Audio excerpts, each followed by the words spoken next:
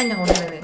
丁真和王冰冰的爆红告诉我，这个世界很简单，看脸，别问，问就是看脸。好看的人，人生会更轻松吗？根据你以往的社会阅历，如果你的出场设置可以重置的话，你会不会选择把自己的颜值拉满呢？会的打1，不会的打2。虽然美是没有统一标准的，不过有吸引力的脸是有共同特点的。第一个就是平均，平均是指一张脸与人口中大多数的脸相似的程度。非平均的面孔比人口的平均特征拥有更多极端的特征。如果是这样说的话，其实大众脸也算是一张有吸引力的脸了。平均脸长什么样呢？大家可以看下这2张图，是用电脑合成的各国的平均脸，算不上是惊艳的美，但是看上去是舒服的。当然，我知道你们都远超平均值的好看。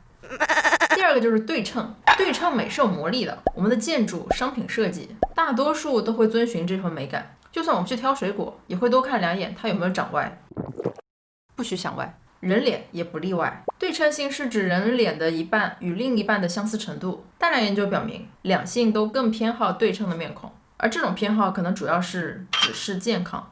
波动性不对称反映了个体发育的不稳定性，近亲繁殖、早产、精神障碍和精神发育迟滞都会增加波动性不对称。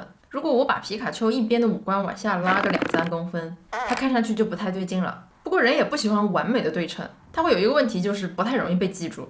如果脸部有轻微的不对称，比方说嘴角上斜或者是痣，都可以让脸看起来更独特，会更让人印象深刻。第3个就是性别二态性，女性的脸更女性化，男性的脸更男性化，会被认为是更具有吸引力。不过我觉得现在文化的影响可能对这方面的偏好不是很重要了，感觉现在中性的脸也蛮受欢迎的。第4个很重要的就是笑容能提升吸引力，大家看一下他们2个人的照片，人们认为笑脸更可信、更温暖、更亲近。我想做个小调查，觉得丁真好看的男生打1，女生打2；觉得王冰冰好看的男生打1，女生打2。对他们2个都无感的可以打0。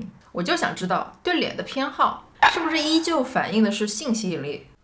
从生物学角度来说，美丽确实反映了一些重要信息，健康、年轻和生殖能力。这个我在讲男女择偶策略那期有提到过，肤质、发质、激素水平还有腰臀比。那么对于长得好看的人本人来说，能带来什么实际好处吗？我好像问了一个多余的问题。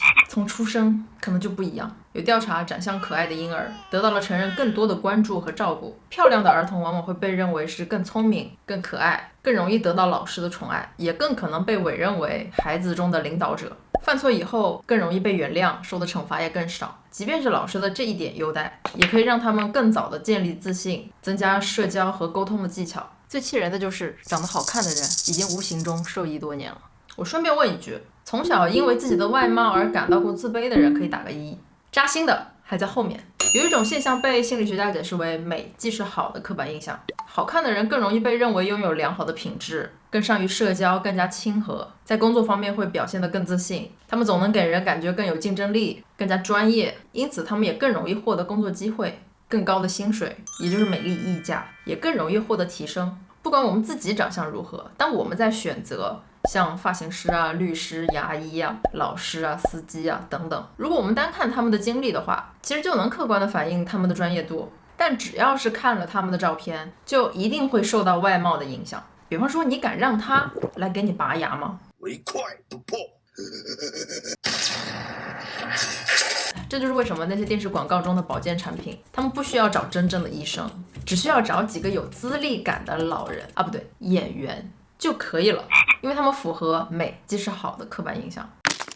而对好看的人来说，还有一种刻板印象，就是会被认为是更加的自私和自我为中心，还有就是更可能离婚或者是出轨，以及会觉得这个人长那么好看，肯定有很多人追，我肯定没戏。然后就是好看的人没有人追。阿德勒说，你不是不行，你只是把我肯定没戏当借口。这都是对好看的人的刻板印象。长得好看的人也一样会自卑。我在知乎上看到有一个标题是长得好看有什么烦恼，以下是一些吐槽，我念一念。交不到同性朋友，不想应付烂桃花，谈恋爱的话因为颜在一起，但对方只要发现自己和想象的不一样就会离开，优点缺点都会被放大，会被人说长得好看情路会很苦，还有就是性骚扰，或者做任何事情大家都觉得你在靠脸。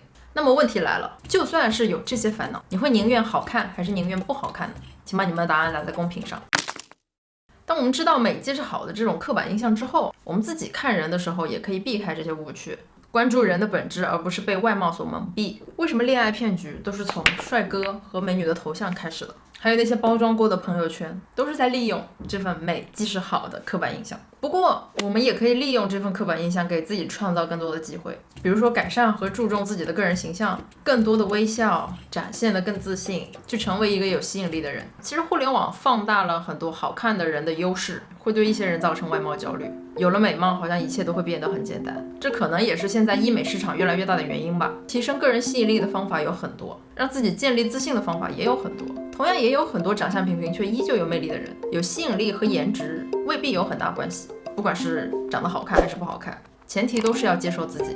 以上就是我今天的内容，如果你喜欢我的内容的话，求关注、求点赞、求转发，请你和我一起保持好奇。我们下次再见，拜。